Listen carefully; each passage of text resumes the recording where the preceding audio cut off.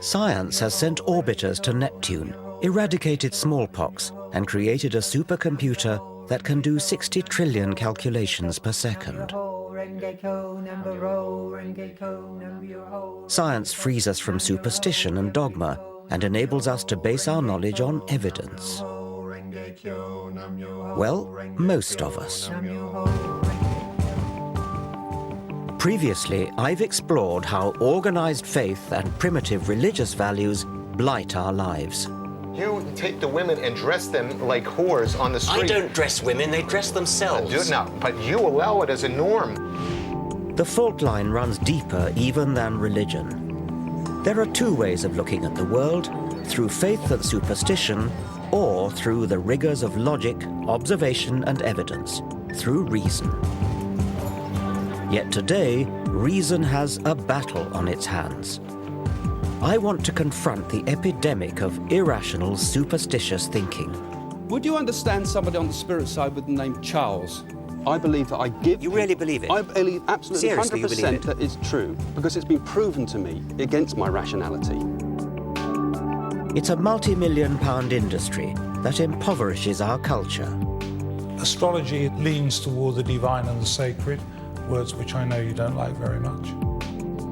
And throws up New Age gurus who exhort us to run away from reality. The tree-ness is the spiritual quality. Or the rockness. Or the rockness. Yeah.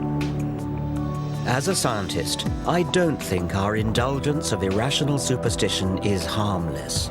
I believe it profoundly undermines civilization. Reason and a respect for evidence are the source of our progress, our safeguard against fundamentalists and those who profit from obscuring the truth. We live in dangerous times when superstition is gaining ground and rational science is under attack. In this program, I want to take on the enemies of reason.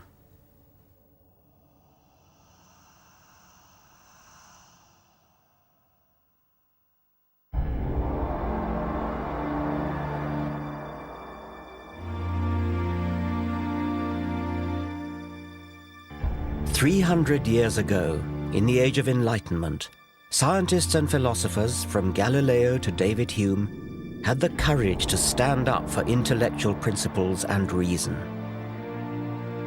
The rational science they pioneered has given us tangible benefits. Everything from antibiotics to electricity, sewage systems to sat-nav. And it's not just material progress. Increased life expectancy, health and leisure provided by modern medicine and industrial technology have given more people more time than ever before to educate themselves, express their creativity, and ponder existence. And yet, into this better world that reason has built, primitive darkness is coming back, a disturbing pick and mix of superstitions. Where better to start my journey than a New Age fair? Hello, what do you do? What sort of readings do you do? All kinds. I do the tarot, Yeah. and then I also do the crystal ball.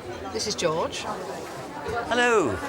What can you do for me? All right, well, we can take your aura photograph. All right, I'd like that, yes. What do I do? Just sit on the throne there? Just take a seat, please.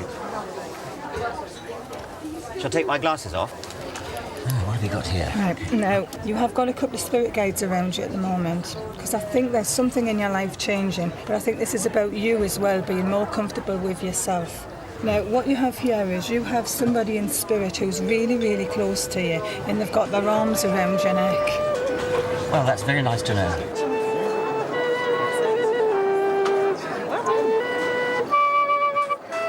All these people reap the rewards of science and reason, but many here revel in a foggy suspicion of scientific thinking. Okay, so you could teach me how to use my psychic energy. Yes. Is that the idea? Yes. You can rely much better on that than on your head. Irrationality is woven into the fabric of modern life. We unthinkingly indulge unscientific delusion. I'm the rather schizophrenic Gemini. Aquarius. Pisces. Astrology is so pervasive that just about everyone has been indoctrinated with the alleged character of their star sign. They're fiery, a bit unreliable, they love traveling, they're very expansive, they're quite spiritual. Loyal, spend too much money, good leader. They can be a bit moody, swinging one way and the other. They can be very bubbly 1 minute and then a bit down, and you never know what you're going to get with them, my husband says.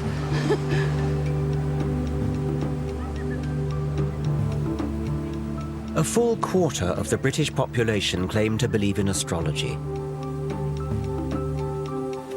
That's more than believe in any one of the gods touted by religions. Day in, day out, astrological horoscopes get far more newspaper column inches than science. Amusingly, it falls foul of our modern taboo against lazy stereotyping. How would we react if a newspaper published a daily column that read something like this? Germans, it is in your nature to be hard-working and methodical, which should serve you well at work today. In your personal relationships, especially this evening, you will need to curb your natural tendency to obey orders. Chinese, inscrutability has many advantages, but it may be your undoing today. British, your stiff upper lip may serve you well in business dealings, but try to relax and let yourself go in your social life. And so on through 12 national stereotypes. Of course, the astrology columns are not as offensive as that, but we should ask ourselves exactly where the difference lies. Both are guilty of facile discrimination, dividing humanity up into exclusive groups based on no evidence. So now I want to find out how those who trade in such irrational nonsense can possibly justify what they do. This is a map of the cosmos with London in the very centre.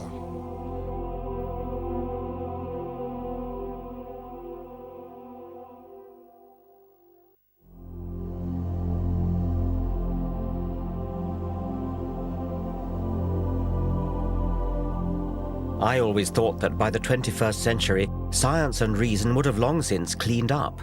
And yet every day of the week, we're encouraged to retreat into the fog of the superstitious past. Astrology is a primitive belief system made into elaborate pseudoscience. It arrogantly makes humans the focal point of the universe. The movement of planets is supposed to signify petty developments in our career or love life. It was developed in the 2nd century AD by the philosopher Claudius Ptolemy and has not moved on since, despite the discovery of new planets and despite a shift in the Earth's rotational axis that has thrown Ptolemy's zodiac out by 23 degrees. You could ask a question. You could say, who has stolen my money?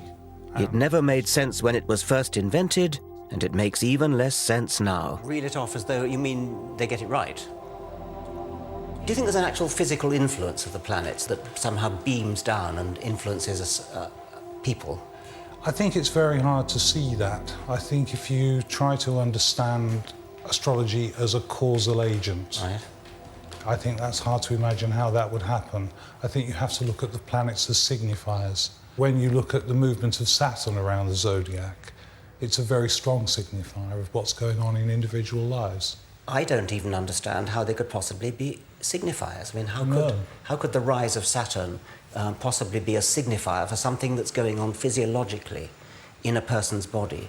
The position of planets in the signs of the zodiac. This is what you keep coming back to ask me. How could it possibly work? Yes. And I've told you, I don't know. It's a deep, dark mystery. What isn't a deep, dark mystery is why the trite vagaries of newspaper horoscopes seem to chime with readers. Psychologists have identified what's known as the Barnum effect, whereby people tend to believe statements are accurate for them personally, when in fact they're general enough to apply to anyone. We could devise a little experiment where we take your forecasts and then give some of them straight, give some of them randomized, sometimes give Virgo the Pisces forecast, etc., and then ask people how accurate they were. Yes, that would be a perverse thing to do, wouldn't it? It would be, yes, but I mean, wouldn't that be a good test? A test of what? Well, how accurate you are. I think that your intention there is mischief, and I think what you'd then get back was mischief. OK, well, my intention would not be mischief. My intention would be experimental test. OK. Scientific test. Well, but even if it was mischief, how could that possibly influence it? I think it does influence it. I think whenever you do things with astrology, intentions are strong. I'd have thought you'd be eager. I mean, I'd have thought you'd really... See, the fact that you're not makes me think you don't really, in your heart of hearts, believe it. I don't think you really are prepared to put your reputation on the line. I just don't believe in the experiment, Richard. It's that simple. Well, you're in a kind of no-lose situation then, aren't you? Because... I hope so. Yeah. Regardless of Neil Spencer's concerns, I wanted to conduct a simple trial. We selected 20 people at random. We asked them to read that week's horoscope for Capricorn, but as a test, we said it applied to their own star sign. Not only do you have clever Mercury and ambitious Mars focusing on success, but now the Sun is at the same pivotal mid-haven angle of your solar chart. I have no idea what that means.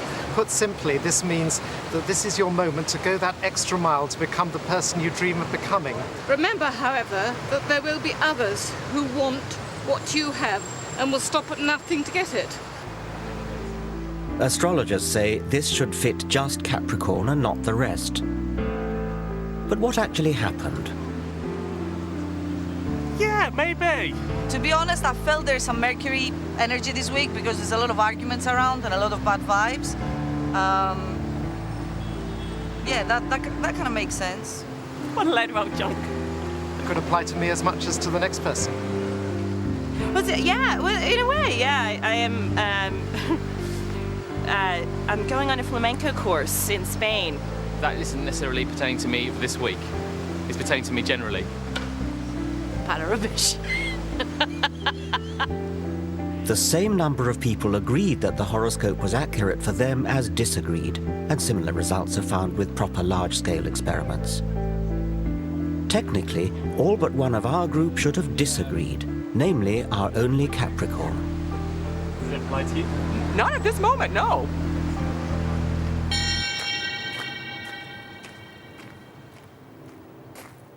Am I taking this too seriously? I believe astrology misleads the public, denies scientific progress, and belittles our universe. There's a far richer way of looking at the cosmos. Astronomy is a triumph of the human intellect, a real science, constantly enriched by new evidence. Forget about the astrologers' charts with their constellations and planets moving in and out of this house or that house. Go into a real observatory and look at the Milky Way. Or go out into the country on a moonless night. Just lie on your back and gaze up at the stars. The heart-stopping sight you'd see is 100 billion stars spinning through an expanding universe at a speed of 1 million miles per day. The light from some of the closer stars started its journey at the time of the dinosaurs. You're staring into a deep time machine.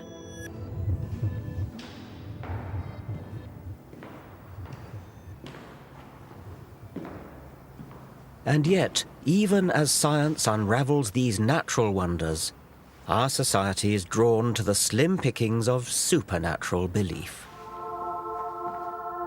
Half the British population now say they believe in paranormal phenomena. Over 8 million of us have owned up to consulting psychic mediums. What I want you to do, Richard, for me is just to pull me out 8 of them, please.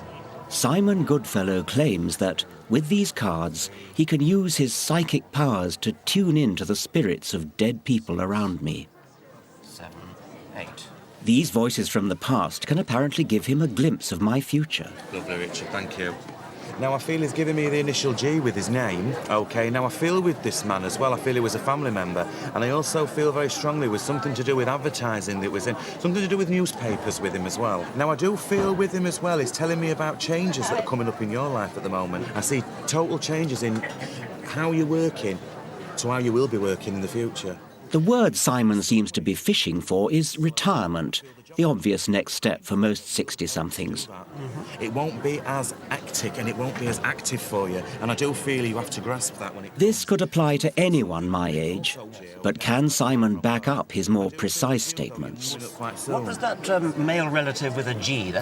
What was that about, you said earlier on? Right, the male relative with a G, right. I do feel with him, I don't feel he was a family member, but I do feel with him, right, it was some connection... I thought you said he was a family member, Did I say that? Did I with a family member? Yeah, I think you did.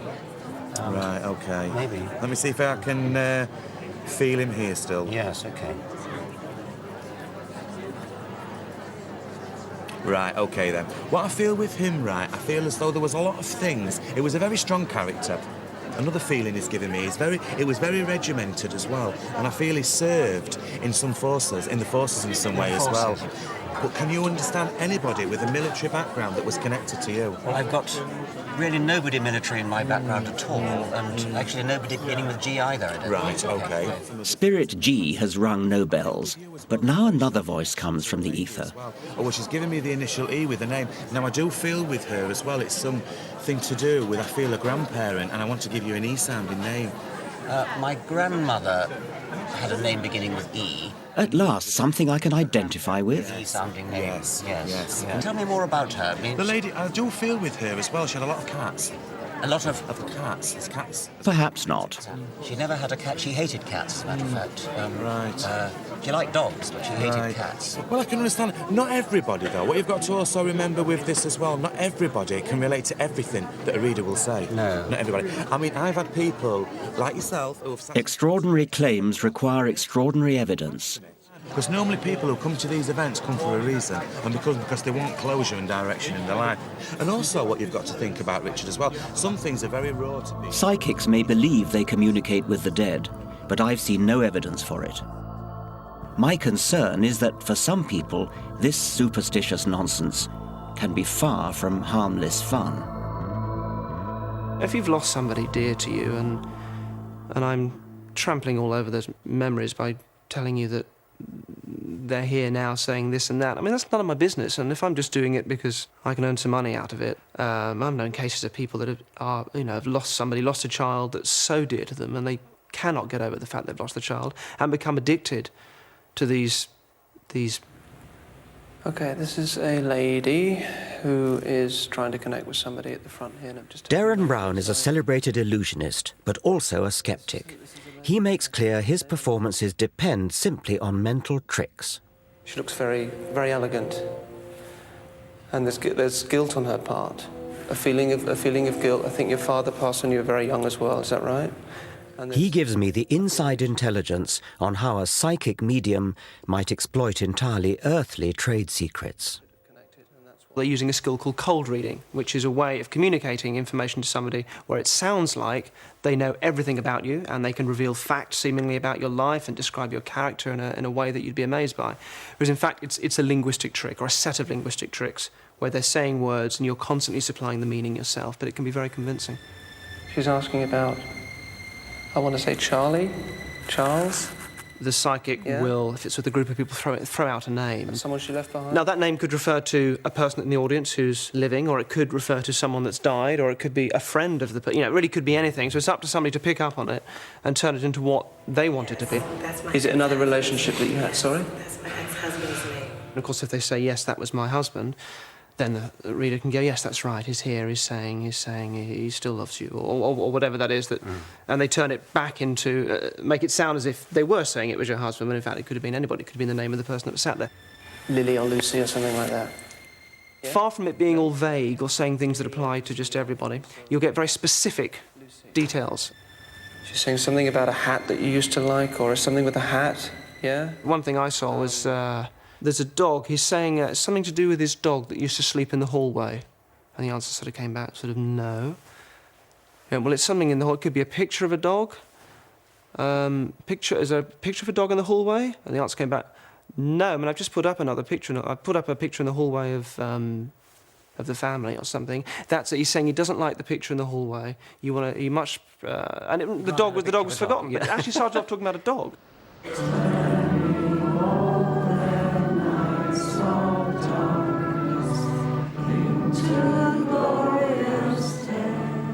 There's a network of over 500 spiritualist churches across Britain. Here, Tuesday night is séance night.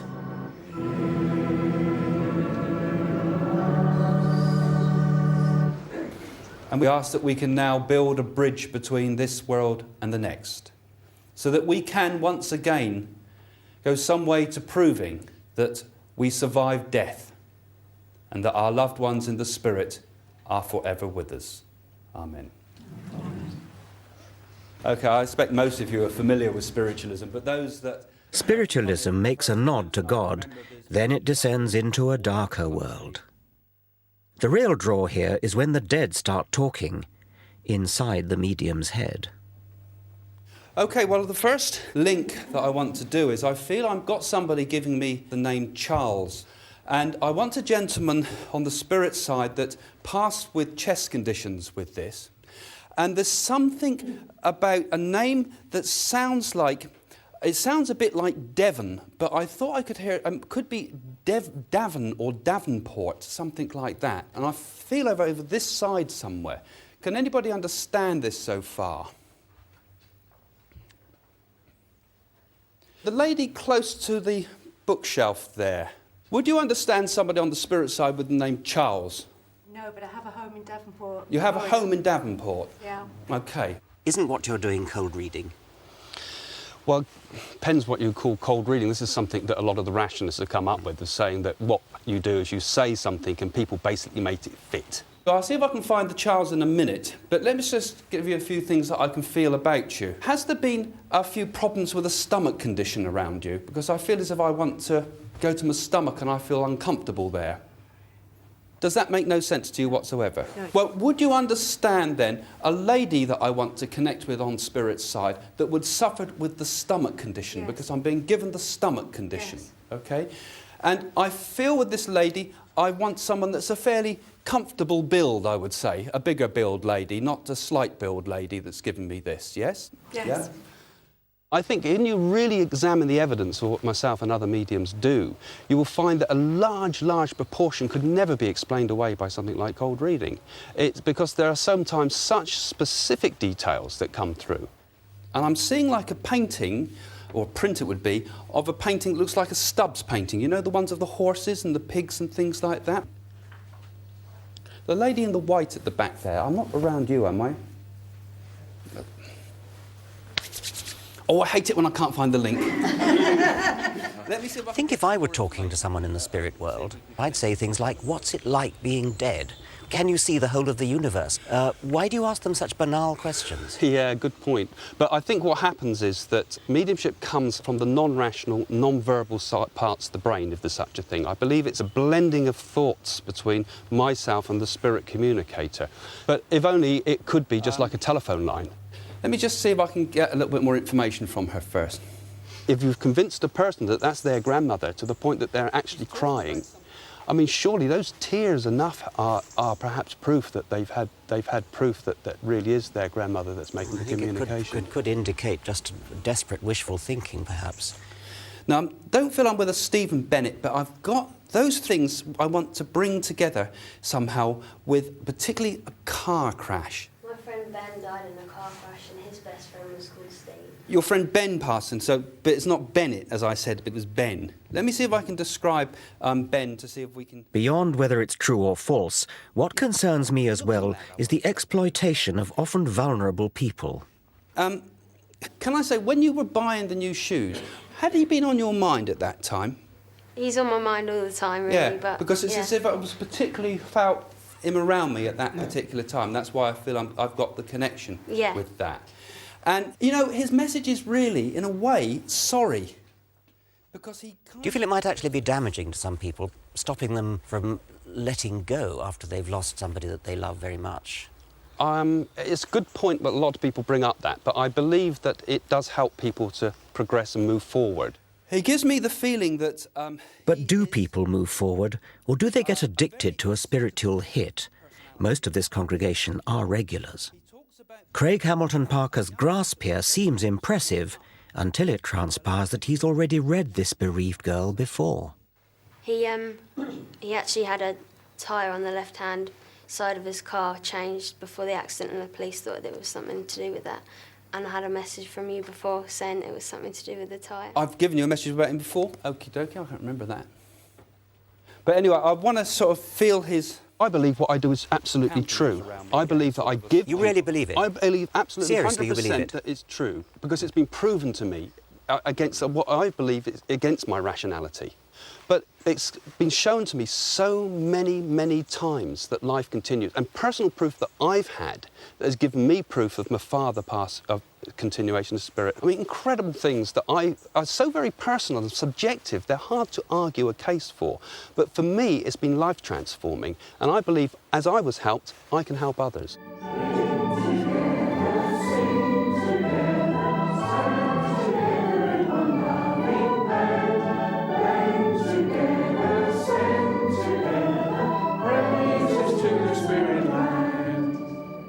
Time and again, so-called psychics side science and evidence. I have personal proof it's true to me. But as with religion, if it hangs on private feelings that can't be proved or disproved by science, then in what way can it be valid or meaningful to the rest of us? Cling together, sing together, stand together in one loving band. Next, I want to find out what happens when those who claim mysterious powers do allow themselves to be tested. No, I think it's 4. So shall we see how well you've done?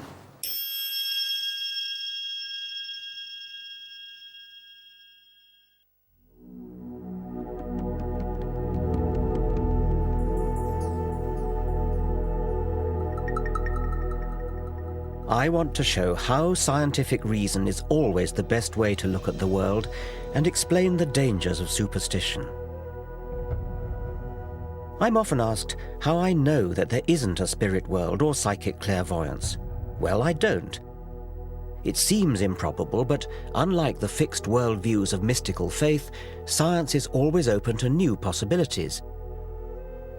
Scientists test and retest evidence, refreshing our understanding of reality.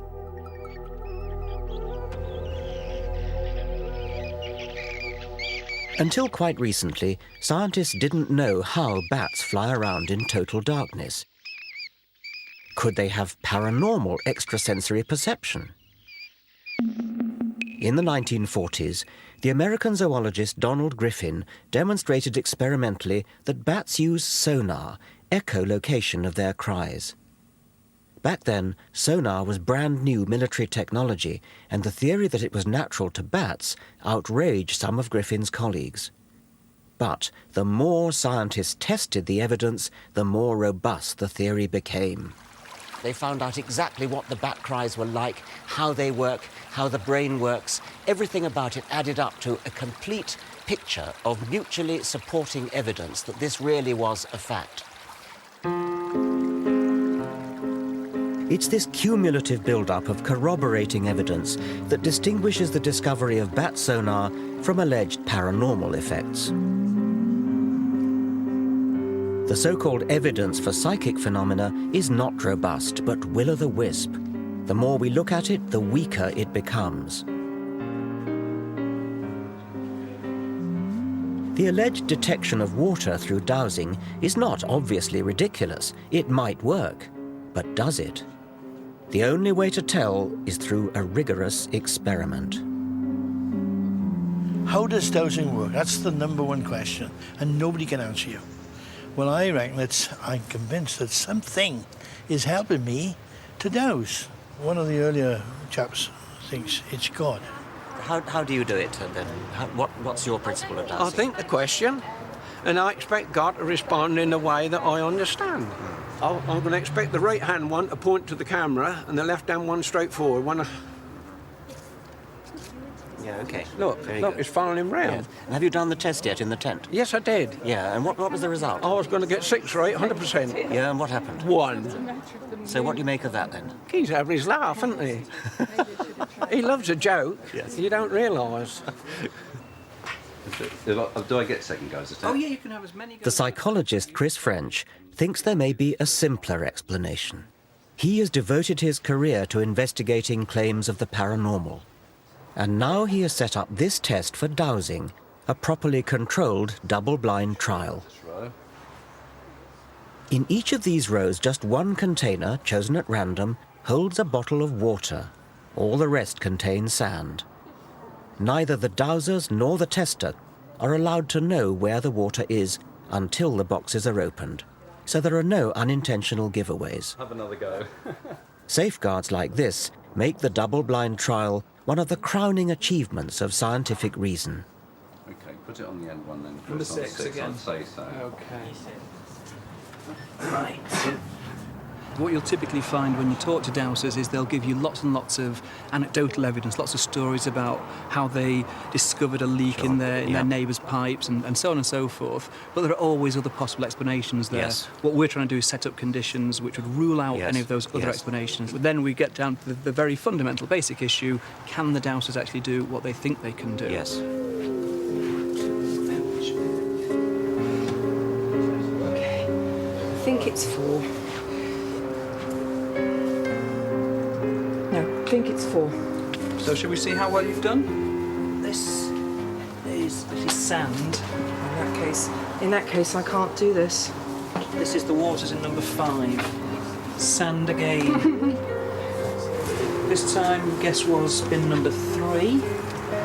And this time you're correct. That's water. And I'm afraid that's sand. Yes, well, actually, there are 2 possible words. Final trial, it's sand again, I'm afraid. In that case, I'm 100% wrong again. Well, you got 1 right out of 6, which is what we'd expect by chance. So far, they're performing pretty much in line with mean chance expectation. In other words, guesswork. Yeah. So no one has scored more than 2 hits out of 6. 3. 3. The people you've been testing, do they understand why they're being put through the double-blind procedure? I think once we've explained it to them, then they appreciate why someone who is perhaps sceptical or doubtful about their claims would see that that was necessary. What's interesting is it doesn't actually tend to dent their confidence at all. Which suggests that they're completely sincere. I think they are completely sincere. Yes. And they're typically very, very surprised when we run them through a series of trials and actually say at the end of the day, well, your performance is no better than would expect just on the basis of guesswork. And then what typically happens is they'll make up all kinds of reasons, some might say excuses, as to why they didn't pass that particular test. I feel the whole test is wrong. I'm shocked beyond words that this has happened. But I did say from the outset, couldn't we just sort out some grey blocks and some scaffold boards so that I can walk above it, which is what I would routinely do and I've done for 40 years.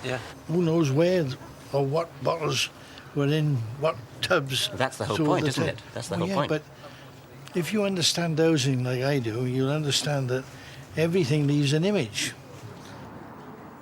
This state of denial is extraordinary. Even when confronted with hard fact, these dowsers prefer not to face up to truth, but retain their delusion.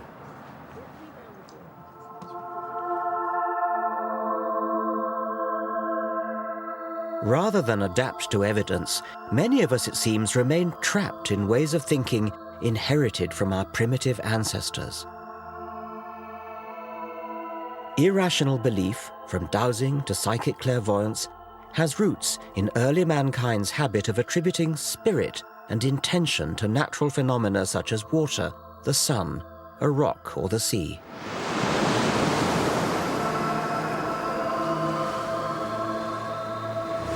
The sea has often been thought to be a malevolent force actively out to get you. In 480 BC, King Xerxes of the Persians built a pontoon bridge across the Hellespont, and a rough sea came and wrecked it.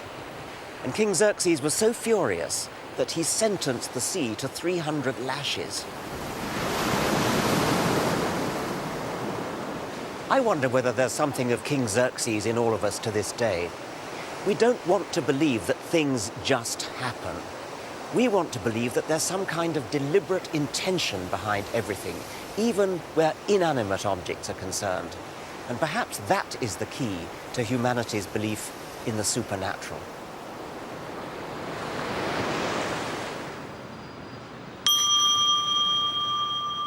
Even in the 21st century, despite all that science has revealed about the indifferent vastness of the universe, the human mind remains a wanton storyteller, creating intention in the randomness of reality.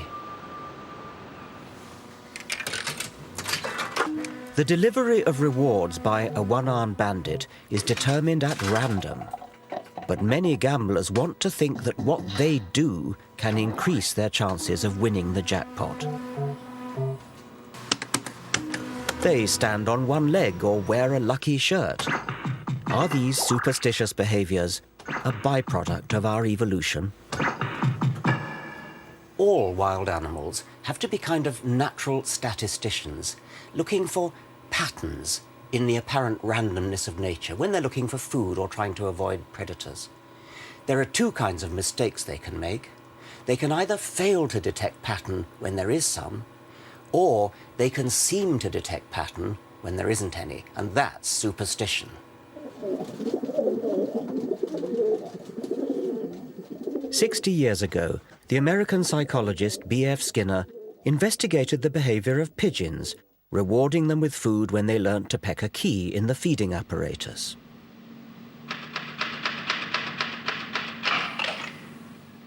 But then Skinner set the apparatus to reward the birds at random. Now the pigeons just had to sit back and wait. But that isn't what they did. Instead, the majority developed what Skinner called superstitious behavior.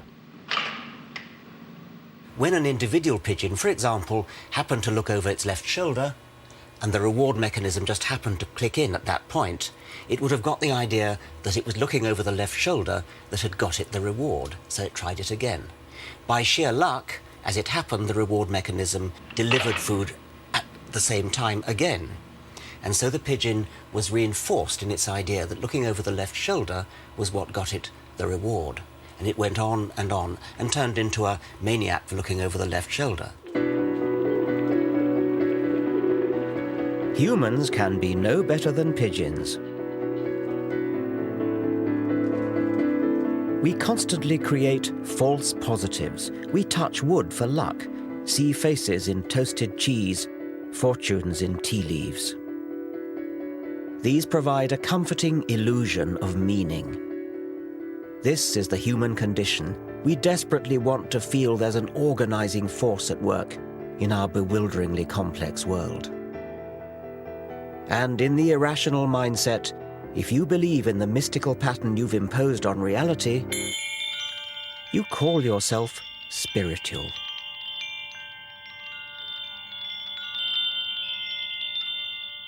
Spirituality is a prized commodity.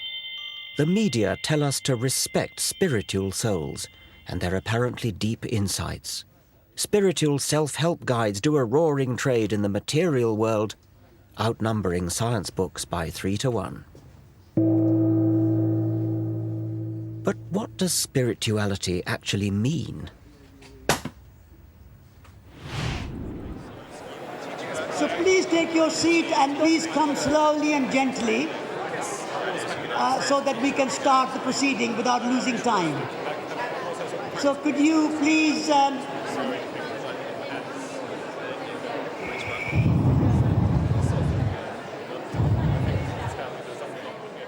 Satish Kumar is the editor of Resurgence, an ecological magazine at the sandal-wearing end of the Green Movement, and he counts amongst his many fans Prince Charles and the Dalai Lama. I represent the entire history of evolution. I was present in the beginning, the first Big Bang, and I'll be here for billions of years to come. But isn't Satish's spirituality just about imposing yet another superstitious false positive? World is made of two elements. One element is visible element. The other aspect of creation is invisible dimension, things we cannot see. So what is that element which is invisible? I call it spiritual. When you go in a room, you say there is a good feeling here. There's a spirit of the room. Well, now you've changed to something rather different. The spirit is a very big and very holistic and very inclusive word. It is not defined in a one particular way. So when you go in a room, you can say the tree has a spirit. A rock has a spirit. It's a living rock for me. Nature without spirit cannot exist. Like a tree cannot exist without the sunlight, it cannot exist without rain, it cannot exist without soil. Also, it cannot exist without the tree-ness. The tree-ness is the spiritual quality. Or the rockness. Or the rockness. When you talk about the rockness or the quality of a rock, I can see as a scientist a rock has hardness and things like that, but I think that's not quite what you mean. It sounds as though what you do mean is something imposed by the human observer. A rock is but atoms. There is a rock quality in the rock. Well, that's a matter of assertion. I mean, you are now simply asserting that. Asserting, I'm understanding it. This is my understanding. Okay. Some may understand more fully than others, but it is not imposed. It is there. It all sounds very poetic, but it's not reality. Like priests, mullahs and rabbis, New Age mystics ceaselessly attempt to fill gaps in human understanding with fabricated meaning. Science and rationality are often accused of having a cold, bleak outlook. But why is it bleak to face up to the evidence of what we know? The word mundane has come to mean boring and dull. And it really shouldn't. It should mean the opposite, because it comes from the Latin mundus, meaning the world, and the world is anything but dull. The world is wonderful. There's real poetry in the real world. Science is the poetry of reality. And yet today, science is under attack. Next, I want to look at the dangers that poses. Why do I have to trust, the GP? Why do I have to trust the Royal Society? I think you're so close to being right, but yet you're damn wrong.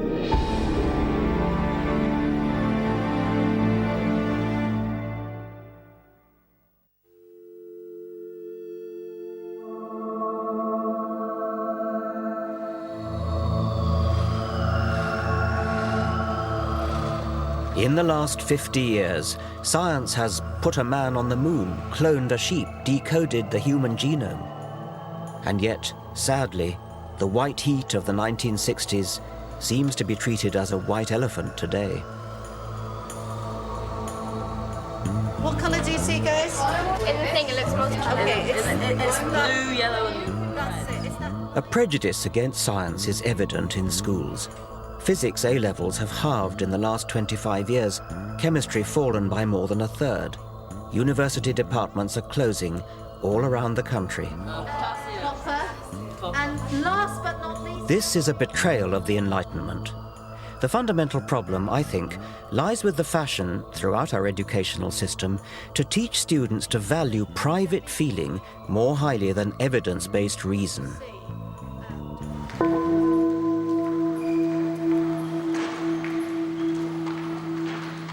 This is rooted in the postmodern relativist agenda.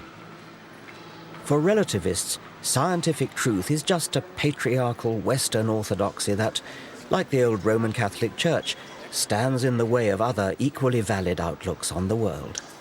With things like the paranormal, the drive for alternative medicine, all these kinds of movements away from the orthodoxy in science, I see it a lot as like the Protestant Reformation was vis-a-vis Roman Catholicism. Internet, in a way, is kind of functioning as a kind of information source, very much like the printing press did in the 15th century and 16th century, that is in a sense empowering people to sort of look up stuff for themselves in terms of different kinds of treatments and things like that, and in a way not trusting the experts anymore. Saying, well, look, why do I have to trust, the GP? Why do I have to trust the Royal Society? I think you're so close to being right, but yet you're damn wrong. You're absolutely wrong.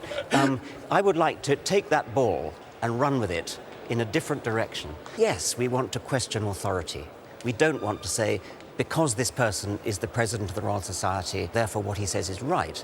We've got to go back to the evidence and find out what is actually true. The problem is, of course, people may look at the same evidence and then reach a somewhat different conclusion from what the head of the Royal Society reached. And so they will say, well, look, you know, I looked at the evidence too, and I'm not persuaded by this. That's where you start getting a kind of an opening up of science.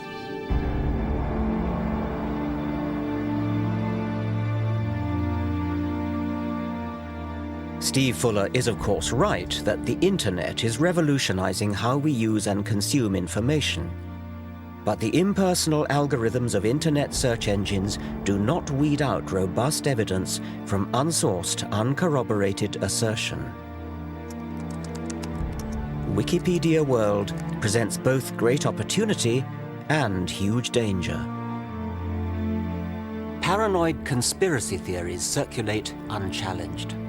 Sometimes they're relatively harmless, like the rumor that NASA faked the moon landings, which is a bit of a joke because the evidence for going to the moon is so strong.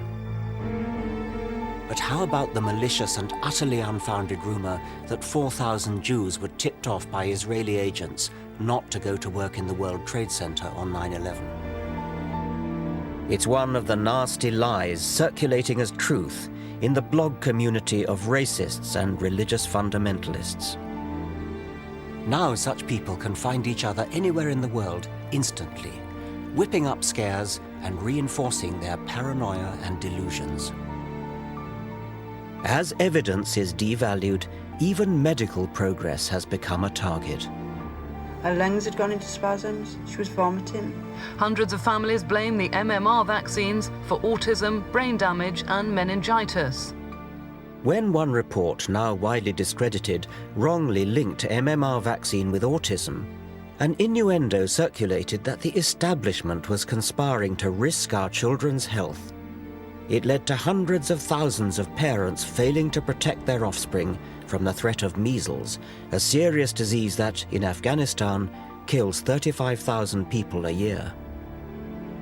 This is the world of private hunches and no respect for evidence. Reason has built the modern world. It is a precious but also a fragile thing, which can be corroded by apparently harmless irrationality. We must favor verifiable evidence over private feeling. Otherwise, we leave ourselves vulnerable to those who would obscure the truth.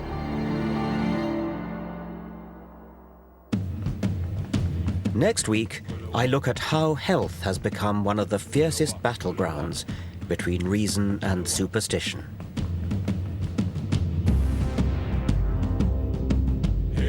Starting next on E4, a telling word association test for the Big Brother housemates. And More 4 is getting to the heart of Britain's childhood obesity problem in Supersized Kids. Film 4 is showing Pitch Black, the cult sci-fi movie that shot Vin Diesel to fame. Here on 4, how far have 3 children who came to Britain 2 years ago embraced their new home?